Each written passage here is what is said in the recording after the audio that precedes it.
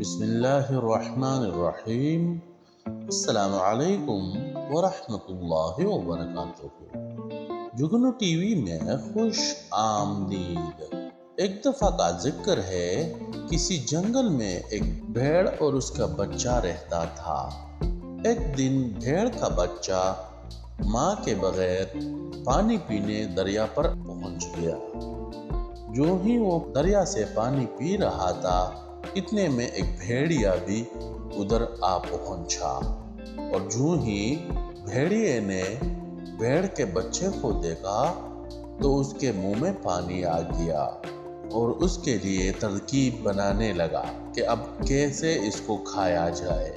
तो भेड़िया खुद पानी ऊपर पी रहा था और भेड़ का बच्चा नीचे पानी पी रहा था। इतने में भेड़िया भेड़ के बच्चे से कहने लगा, अरे तूने पानी क्यों गंदा किया? तो इस पर भेड़ के बच्चे ने कहा, हुजूर, आप तो आगे पानी पी रहे हैं और मैं नीचे पानी पी रहा हूँ। मैंने आपके लिए कैसे पानी गंदा किया? तो भेड़िए ने सोचा कि ये तो ठीक कह रहा है, अब इसके लिए क्या तरकीब बनाऊं? तो उसने दोबारा उससे कहा कि मैंने तुम्हें अभी पहचाना, तू वही है जिसने मुझे पिछले साल गालियां दी थी, तुम वही हो ना? तो इस पर भेड़ का बच्चा कहने लगा, हुजूर, पिछले साल तो मैं पैदा भी नहीं हुआ था, मैंने आपको गालियां कैसी दी है? आपको जरूर गलतफहमी हुई है हुजूर। तो फिर भेड़िया कहने लगा, तुम्हारा मतलब क्या है? मैं झूठ बोल रहा हूँ क्या? तुम मुझे झूठा साबित करना चाहते हो? तुम बहाने बना रही हो। वो तू ही था जिसने मुझे गालियां दी थी। अब मैं तुम्हें छोड़ूंगा नहीं, मरने के लिए तैयार हो जाओ अब।